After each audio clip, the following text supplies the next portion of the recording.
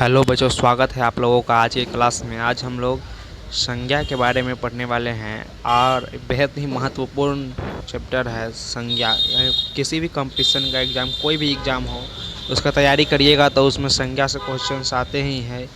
और हम लोग आज के वीडियो में संज्ञा का पढ़ेंगे। संज्ञा या पूरी ज़िंदगी भर याद रहेगा अगर बढ़िया से समझ लेते हैं, पढ़ लेते हैं तो। चलिए संज्ञा देखते हैं। संज्ञा इसलिए है क्या? संज्ञा किसी व्यक्ति, वस्तु, स्थान, भाव आदि के नाम को संज्ञा कहते हैं। किसी व्यक्ति, वस्तु, स्थान, भाव आदि के नाम को संज्ञा कहते हैं। या किसी भी नाम को, कोई भी नाम हो, दुनिया का किसी भी नाम, कोई भी नाम हो, उसको हम लोग संज्ञा कहते हैं। जैसे उदाहरण में देख लीजिए, राम, रहीम, गाय, भैंस, साइकिल, लैपटॉप, दिल्ली, भारत, आपका नाम, आपके गांव का नाम, शहर का नाम, पहाड़, किसी भी व्यक्ति का नाम, स्तूप, स्थान का नाम, कोई भी नाम हो, दुनिया का कोई भी नाम हो, उसके संज्ञा कहते हैं। अब संज्ञा के कितने प्रकार होते हैं ये हम लोग देखेंगे, ठीक है। संज्ञा के कितने प्रकार होते हैं ये देखेंगे।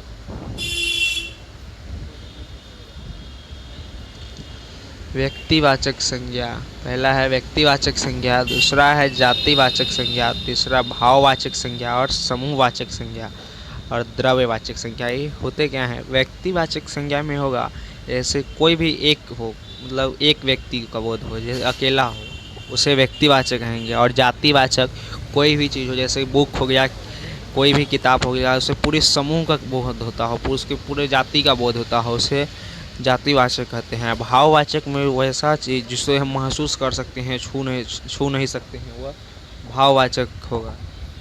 जैसे बुढ़ापा, जवानी, ठंडा, ठंडी, गर्मी, ये सब भाववाचक में होगा। और समूहवाचक में एक से अधिक समूहवाचक में हो गया, जैसे कोई भी झुंड हो, भीड़ भाड़ वाली जगह हो, वो सब समूहवाचक के अंतर्गत आएंगे। और द्रव्यवाचक में क्या होता है? जैसे कोई भी द्रव्य या किसी भी पदार्थ को नापा या तौला जा सके, उसे हम लोग क्या कहेंगे? द्रव्यवाचक संज्ञा कहेंगे, ठीक है। आगे चलिए, आगे देखिएगा। और चैनल पर नए हैं तो चैनल को सब्सक्राइब कर लीजिए और बेल आइकन को ऑन कर दीजिए ताकि हर नोटिफिकेशन आप तक सबसे पहले पहुँचे।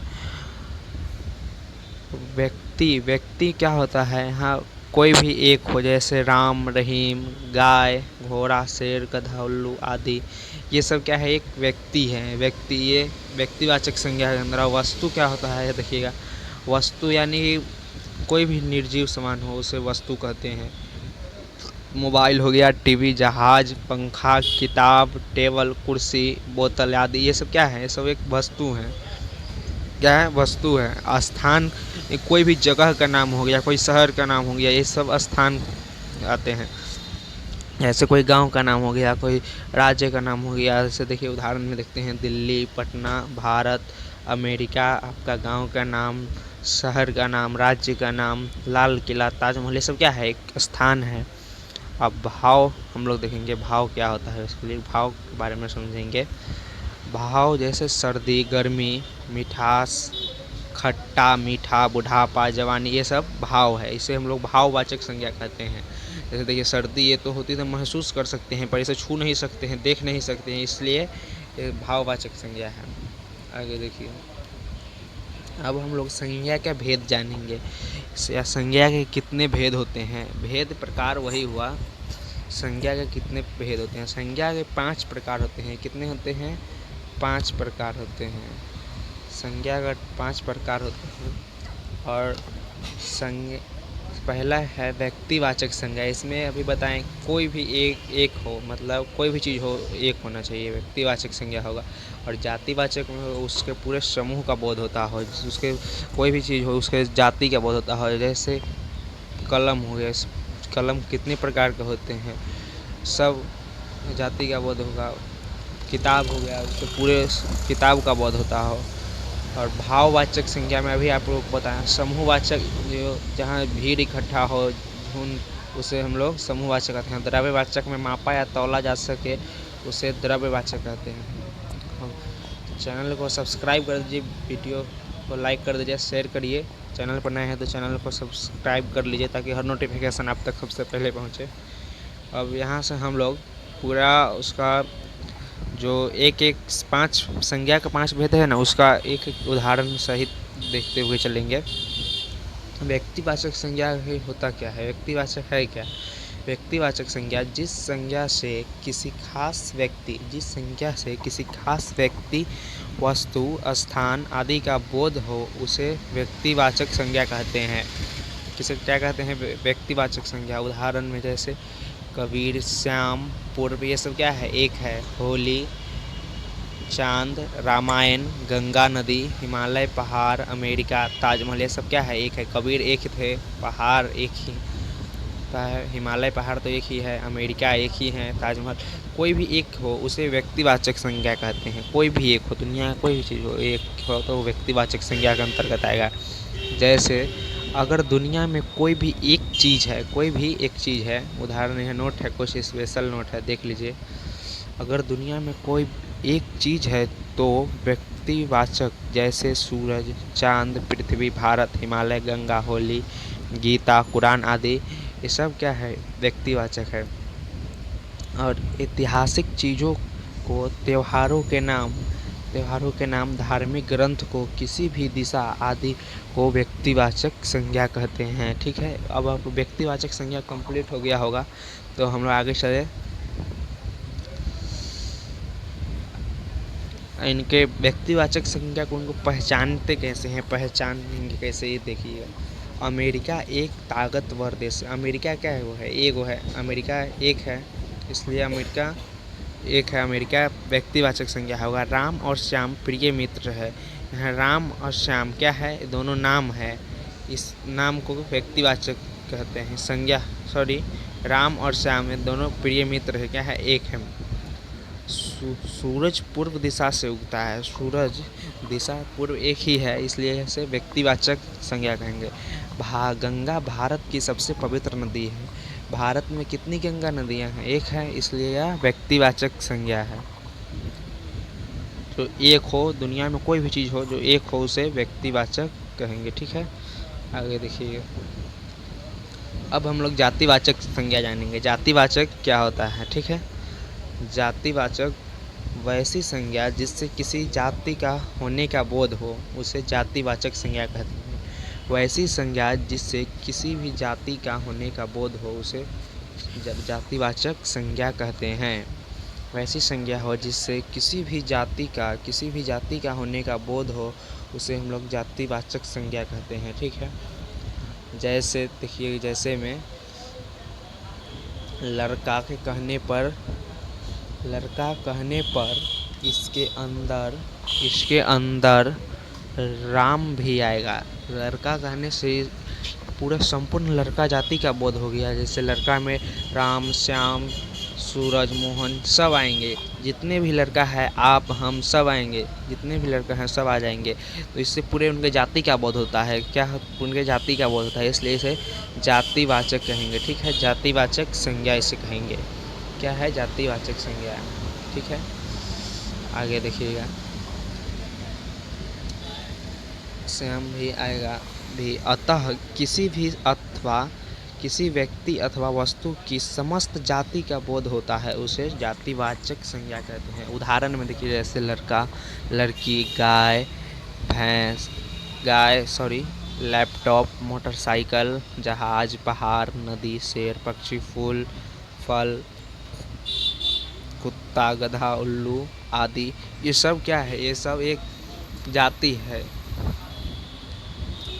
ठीक है, ये तो जातिवाचक संज्ञा समझ गए होंगे। और आगे देखिएगा।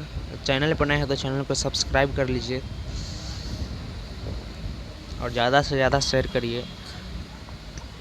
समूहवाचक संज्ञा क्या होता है? समूहवाचक को हम लोग, और ये आप लोग नोट कर लीजिएगा। टेलीग्राम चैनल पर इसका PDF मिल जाएगा आप लोगों को। और समूहवाचक संज्ञा वैसे क्या होता है? समूहवाचक संज्ञा वैसी संज्ञा जिससे किसी भी व्यक्तियों या वस्तु के समूह का बोध हो। वैसी संज्ञा जिससे किसी भी व्यक्ति, किसी भी जैसे कोई भी कहीं भी देखते हो, ये गांव में जैसे एक कहीं कोई चीज़ के लेके भीड़ हो गया, इकट्ठा हो गया, वहाँ एक समूह होता है, बैठक होता है, इसलिए समूह को क्या कहेंगे? समूहवाचक संज्ञा। किसी भी चीज़ का समूह हो, किसी भी व्यक्ति का समूह हो, वस्तु का समूह हो, उसे समूहवाचक कहेंगे। क्या है? समूहवाचक संज्ञा। वैसी संज्ञा जिससे किसी भी व्यक्तियों अथवा वस्तुओं के समूह का बोध हो उसे समूहवाचक संज्ञा कहते हैं। जहाँ पर एक से ज़्यादा व्यक्ति या वस्तु होने का बोध हो उसे समूहवाचक संज्ञा कहेंगे। क्या कहेंगे? समूहवाचक संज्ञा। यह जातिवाचक का ही एक भाग है। जातिवाचक संज्ञा जो है उसमें भी क्या है, एक पूरे समूह का बोध हो जाता है। जिस चीज़ का नाम लो उसका पूरे समूह का बोध हो जाता है। जैसे किताब, उस किताब का पूरे समूह, पूरे उसको जाति का बोध होता है जातिवाचक संज्ञा में। उसी प्रकार है इसमें, कहीं भी भीड़ हुई उसे, तो इसीलिए यहाँ कहा गया है भीड़ इकट्ठा हो उसे समूहवाचक संज्ञा कहते हैं। ठीक है, तो जातिवाचक का ही यह एक भाग है समूहवाचक। और उदाहरण में देख लीजिए, कक्षा, सेना, सभा, भीड़।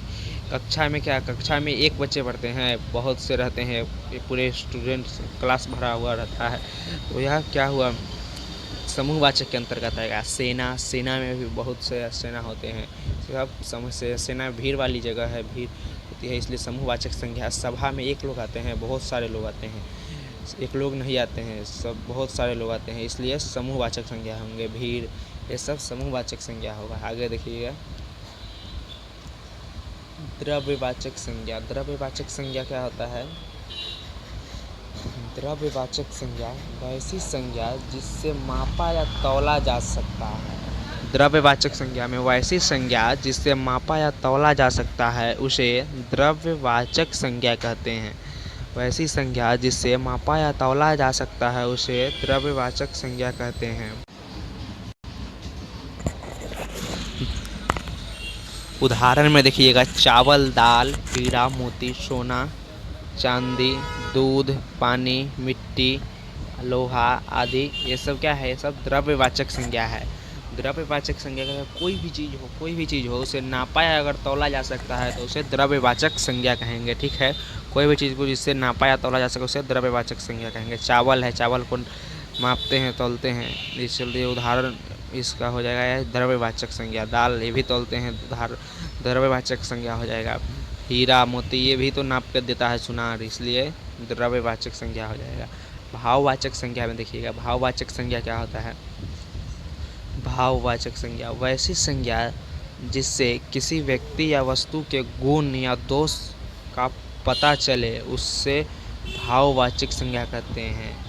वैसी संज्ञा जिससे किसी व्यक्ति या वस्तु के गुण या दोष पता चले उसे भाववाचक संज्ञा कहते हैं। या फिर ये भी कह सकते हैं, जैसे जिस चीज़ को हम मतलब महसूस कर सकते हैं, छू नहीं सकते हैं, वो सब भाववाचक के अंतर्गत आते हैं। वो सब जितने भी हैं वो सब भाववाचक।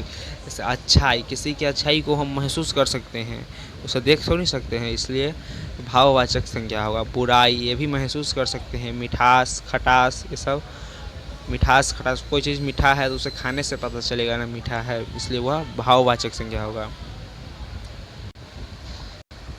बुढ़ापा, हरियाली, पापी, बचपन, जवानी आदि, ये सब क्या है? भाववाचक संज्ञा के अंतर्गत आते हैं। भाववाचक संज्ञा होगा ये सब। दुनिया के ऐसे कोई भी चीज़ जिसे हम महसूस कर सकते हैं, छू नहीं सकते हैं, वो सब भाववाचक संज्ञा होगा। जैसे बचपन में भी बचपना होती है, महसूस करते हैं, उसे भाववाचक संज्ञा कहते हैं। जवानी, बुढ़ापा, ये सब देखा नहीं जा सकता, ये सब बस महसूस किया जा सकता है, इसलिए इसे भाववाचक संज्ञा कहेंगे। ठीक है, तो अगर चैनल पर नए हैं तो चैनल को सब्सक्राइब कर लीजिए और हर रोज़ाना शाम 6 बजे आप लोगों को वीडियो मिल जाएगा मोदी एजुकेशन पॉइंट चैनल पर। इसको सब्सक्राइब करिए, ज़्यादा से ज़्यादा लोगों को जोड़िए। और कितने बजे मिल जाएगा? शाम 6 बजे, रोज़ शाम 6 बजे। और आप लोग ज़्यादा से ज़्यादा जुड़िए और चैनल को सब्सक्राइब करिए ताकि लाइव क्लास बहुत जल्द शुरू हो। ठीक है, अब पीडीएफ के लिए पीडीएफ आप लोगों को टेलीग्राम चैनल पर मिल जाएगा। मोदी एजुकेशन पॉइंट ऑफिशियल नाम से सर्च मारिएगा, आ जाएगा। और हो सके तो डिस्क्रिप्शन में भी लिंक दे देंगे। और पहले हम लोग बातचीत पाठ ये सब पढ़ा चुके हैं, तो उसका जो डिस्क्रिप्शन में लिंक दे देंगे। बातचीत पाठ हो गया है, उसने कहा था, उसका सारांश हो गया है। ये सब हम आप लोगों को हिस्ट्री का ऑब्जेक्टिव ये सब दे देंगे PDF में देख लीजिएगा।